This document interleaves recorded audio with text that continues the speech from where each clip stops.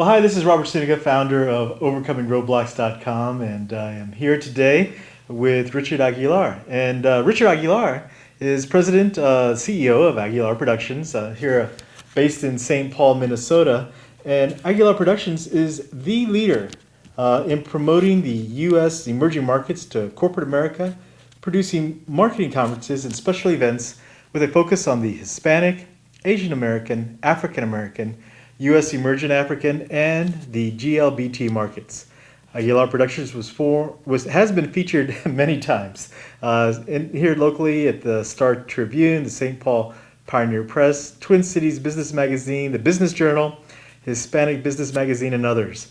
Richard has also been a featured speaker at many multicultural marketing conferences throughout the U.S. And I am just so grateful that I have some time here today with you, Richard. Well, thank you, Robert. It's a pleasure. Definitely. Pleasure to be with you. Yes, and I just want to go ahead and get right into it because I know we have a lot of material to cover, especially when it comes to why is the multicultural economy important for us to understand or to know about? Well, we've seen a dramatic shift demographically here in this country for the last 20 years. And now the multicultural markets, who are best described as Hispanic, Asian American, African American, African, and the LGBT, now have a buying power of $2 trillion.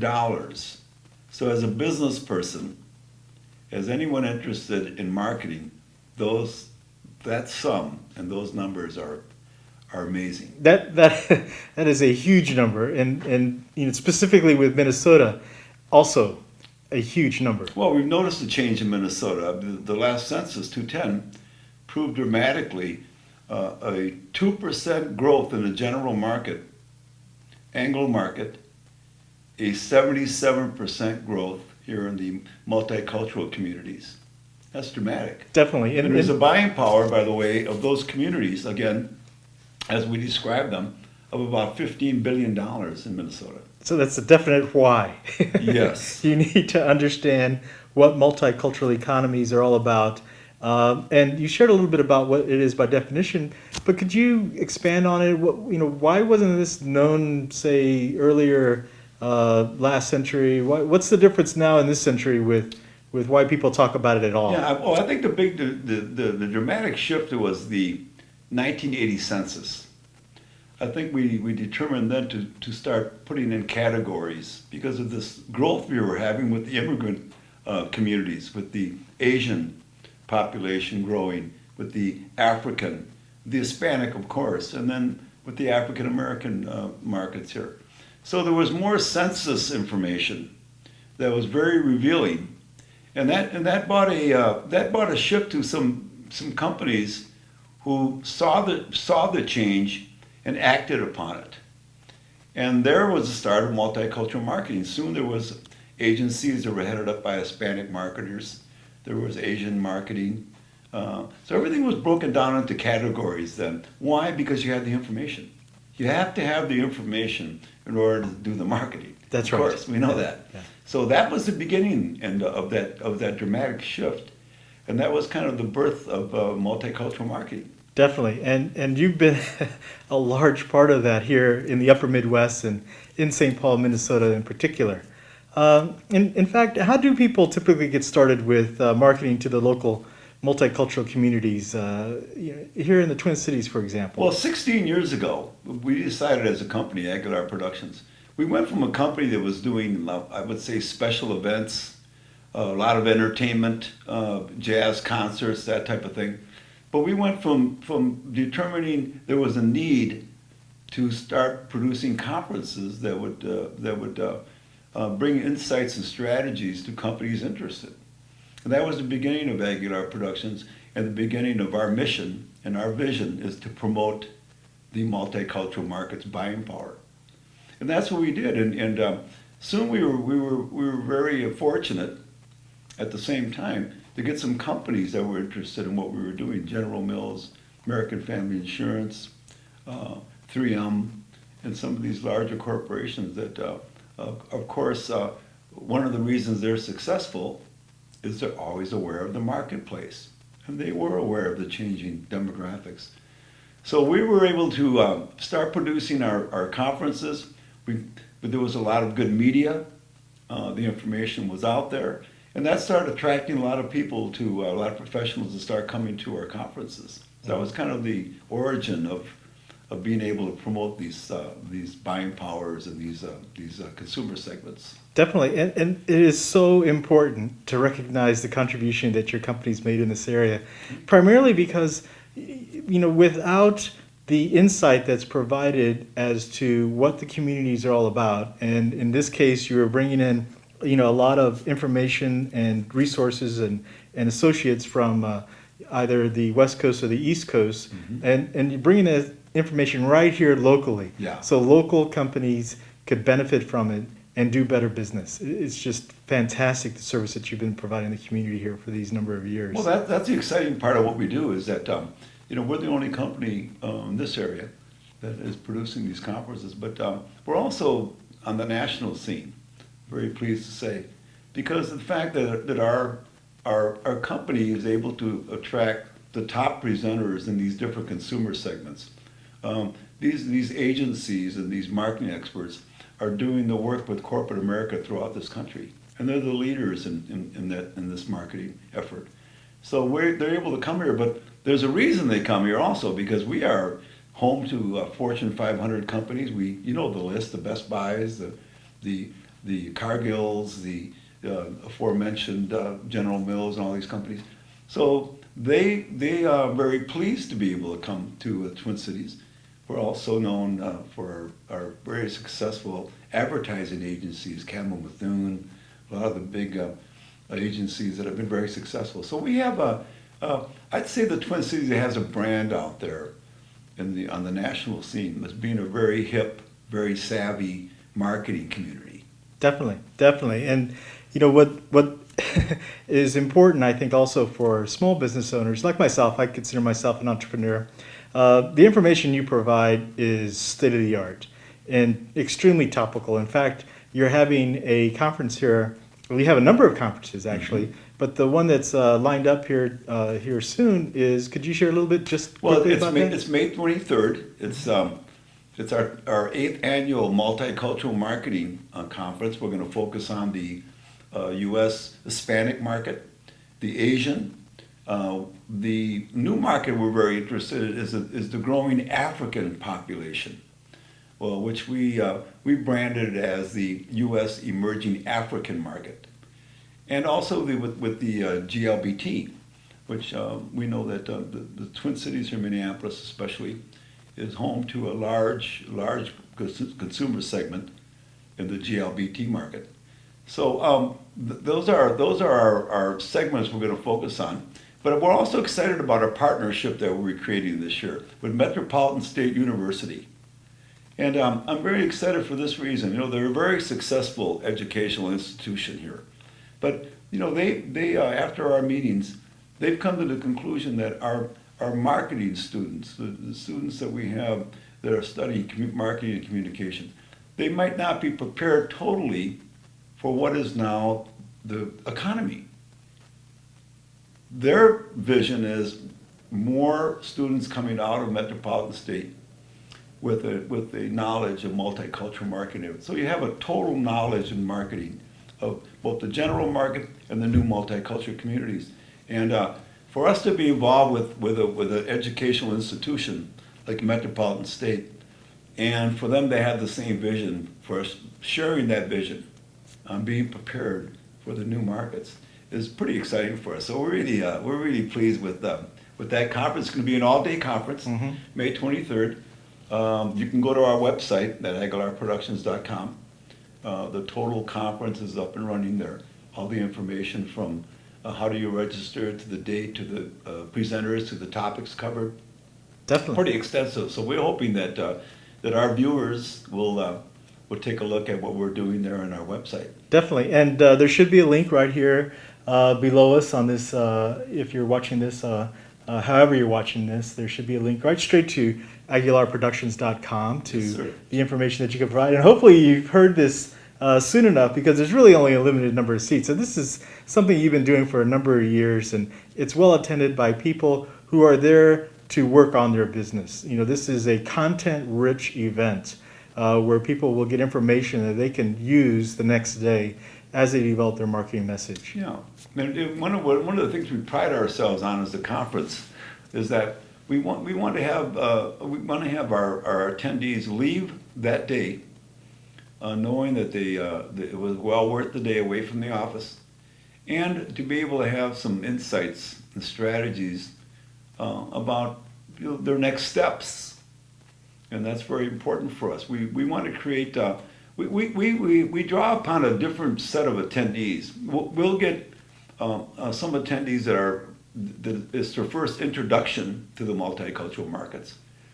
We'll also get attendees that have maybe are beginning to strategize. And we also have some attendees that have been in the marketplace but want to expand their brand and want to expand more business within those markets. So we get a pretty good crowd of attendees from all different types of aspects of business. That's great. And again, there should be links right here on this page. But let me ask you this. Are there, and this is more to deal with the services that you provide yourself as Aguilar Productions.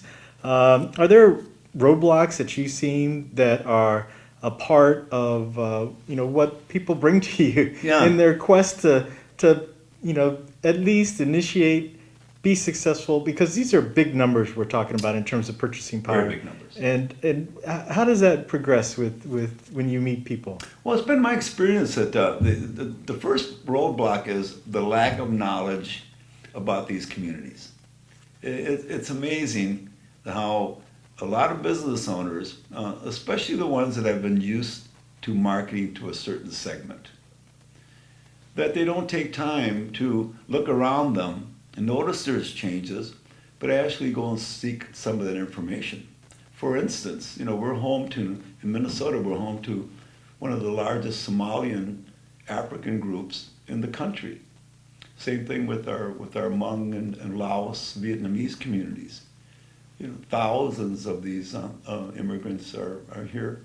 The Hispanic community, which has been here actually since 1930, but recently, the last, I'd say 2 decades, has grown amazingly, the numbers.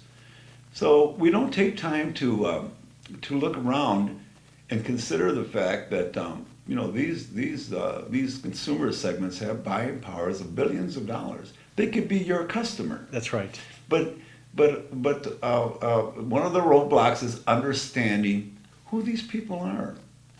First, at first blush, you'll see that if you go to some of their gathering places, maybe a Hispanic grocery store, for instance, a lot of people speaking Spanish. Now, you might not be fluent in Spanish or any of these other languages. So as a marketer, you might consider that a roadblock right away. That's right. So, well, I don't speak Spanish. Yeah. But we're very fortunate in the Twin Cities that we have a very good infrastructure already that can help you. We have Hispanic newspapers, we have Hispanic radio stations, we have Hispanic marketing consultants, such as what we do at Aguilar Productions, that can help you along that way if you're interested. And these are tight times, Robert. And again, if your company is not aware of the marketplace, you're behind the ball already. So what we're seeing at Aguilar Productions is these are great opportunities. They're very possible. The possibilities are there for you to achieve success. And the fact that in a lot of ways we should look at these markets and say, we're pleased they're here. I mean, this is the growth factor That's we right. need. So yeah, and I'm just going to because I have to. I have you here right now, and I just have to encourage you to share a little bit about the barriers to entry. What are they, and what type of numbers does a marketing effort need to have in the time of that campaign, and a little bit about how to just do it. Yeah, well, I think I go back to a small bank that they were one of the leaders in noticing the change, finding out about that consumer segment, which was Hispanic, and actually doing something about it. and that was the Cherokee State Bank, which is now Bank Cherokee. They were situated and located in an Hispanic community on the west side of St. Paul. And they did some research. They decided they wanted to go after that segment. So they opened a small branch of their bank at a very popular Hispanic grocery store, El Burrito Mercado, which is known throughout the state. So they actually took the position that we're going to get proactive, and they opened a small branch right inside their store. Instant success. And they hired some Hispanic staff to man that bilingual. So there was a case of a small business making a decision. We're going to go after that market, and then searching for ways to do it. Now you can take that strategy, if you will, and you can take it to a larger company. Maybe somebody is doing business regionally. Well, you'll find out by doing research, what's your market regionally? Well, for us in the Midwest is one of the fastest growing regions in the country for multicultural communities. We just explained the Somalian groups here, the Asians, Hispanics are just growing very rapidly throughout the Midwest. And so I think that that's probably the first decision you want to make. Do we want to go after this market? And if we do, you handle it just like you've always handled your business. You do your research, you study, you find out who your competitors are, you make a decision, and then you start and you go and you seek. And in our case at Aguilar Productions, hope you'll seek our consulting help. That's right. And we can help you along the way. That's right. And, one of the things that is often overlooked but really critical in having successful marketing campaigns in the multicultural economies is the relationships that are developed, and your relationships with the community are really well established. Could you share a little bit about, because you really are and have been at the forefront of education-based marketing for a long time. Well, a lot of that was a decision that I made personally, and then through the help of a lot of mentors. I've had some great mentors in the city. Back about 20 years ago, I decided I wanted to get more involved in civic affairs. As we know, volunteerism in the Twin Cities, it's a way of life. And we have so many great nonprofit organizations that you can belong to and contribute. And so I was very pleased to be on many different boards, the Wonder Carnival, the Red Cross, the Girl Scouts, St. Paul Area Chamber of Commerce. And in each of those opportunities, I was generally or usually the first person of color on those boards, and I led the diversity effort. A lot of those organizations decided they wanted to be more diversified, have more of the multicultural communities serving on the board, in their committees, and so on. So I met some of the great leadership, corporate leadership, business leadership we have here in the Twin Cities, and throughout all that, I was in my role as a diversity committee chair. I would talk about the benefits of working in these multicultural communities. These people are entrepreneurial. They have a passion. They're very proud to be here, and they would be a great addition to all these different organizations. At the same time, we would promote their buying power. So I was able to really connect with a lot of business leadership in Twin Cities here that helped us in our mission to expand what we're trying to do at Aguilar Productions. That's great, and it really is rooted in having a successful campaign and moving forward quickly with being able to start your entry or expanding in the multicultural economies here locally. So I appreciate you sharing that with us. In fact, I appreciate all that you've done because it makes my job a lot easier, actually. Well, thank you, Robert. Because there's an awareness and a respect for, as you mentioned, for the business owners that are in these communities who are really contributing a lot to the state of Minnesota. Oh, sure. So just if you could just share with us, there's a lot that's still to be learned by the general population with what multicultural economies are about. Is there a benefit or a cost to the way that people see or understand it today that you might be able to highlight and help our listener understand? Well, yeah, I think that in terms of the workforce, the workforce is changing now. We're looking at if you're looking at hiring, you're looking at expanding. Some of the choices now are you looking at these multicultural communities, and just because of the sheer numbers. They're younger. The general market's getting older. The size of the families, the opportunities there because of the sheer numbers are something we all have to look at as business people. And we suggest one of the things again is attending our conference. You'd be amazed that we've had attendees that knew nothing about multicultural marketing, came away in one day and had a whole different insight about maybe about doing some different things at their business, some different branding opportunities, some different sales opportunities. So we'd like to help you in that path of changing direction, of actually entering the 21st century as a company and making a decision that you're going to be there on the forefront of this expansion, and you want to get your market share, and that's what we're all about. Definitely. And again, there's some links right here on this page that will take you straight to the information about the conference.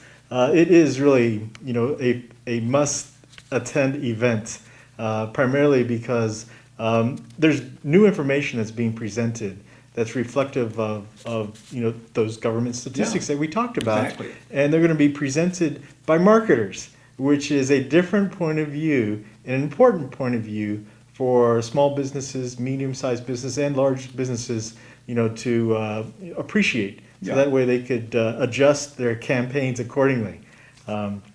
So what would you think, is the first physical action step that you'd like our listeners to take? I know that the conference is a huge part of it, and contacting you is a huge part of it. But just, making sense of how to move forward, especially with networking and going out in the community with a proper view towards doing business. What would you suggest? Well, there's a lot of simple, inexpensive ways to get a feel for these multicultural markets. One would be, for instance, the global market. Now, I don't know if everyone has gone to the global market, but you're there within that area. You've got African business owners, Asian, Hispanic, this whole mix of these communities. There's a lot of ethnic stores that you can go to. There's just going on the internet a lot of ethnic events, so you get a feel of who these people are. Because again, as we were talking about earlier, there's a lot of roadblocks where people might have a stereotype, or they might think, well, I can't market to those communities. I'm not fluent in the language, or so that's a good start. And another thing that I find that prevents a lot of business people is the sheer fact that they're so busy trying to take care of that group they have now, their group of businesses. And we know times are difficult. You want to hold on to your existing business. And in a lot of ways, you put 95% of your effort there, and you don't have time but we want to tell you that if you're going to be succeeding in business the next 5 to 10 years, I think you have to be part of this multicultural marketing effort. It's just, it's going to be a way where you're in the market or you're not. And by that, you could be one of the companies that are gone from the marketplace in that many years. 5 years from now, if you're not doing multicultural marketing, I think it's going to put you way behind. Definitely. And, it just makes good business sense. It's good business sense. To find out exactly what's occurring in your local community. Exactly. And this is the easiest way to do it, is to go to an event like you have, the Multicultural Marketing Conference, because the people there will be there for business reasons. Exactly. And it's important, again, to go ahead and click on the link that you see below us and register, because there's only a few spots because of this wonderful relationship that you've established with this major educational institution. The importance of being there and getting your seat can't be understated. So go ahead, click on the link below us now, register today, and contact Richard. He is a very approachable person, and he could give you insights quickly into how to be more successful in developing your marketing campaigns here in the multicultural communities. Well, I thank you very much, Richard. Well, thank you, Robert. It's been a pleasure talking to you. And I know we're going to do more of these because... Well, good to share this information with you. That's right. It's and really, the whole approach that you've had over the number of years that you provided, these services here in the Twin Cities has impacted many lives in a great way. Yeah, I think we've served a purpose in a lot of ways. Of course, one is expanding your business, but two is really making sure that people are aware that these consumer segments, they're very accessible. The people are very friendly. They love to be your customer if you learn how to give them that respect, do your messaging in a way that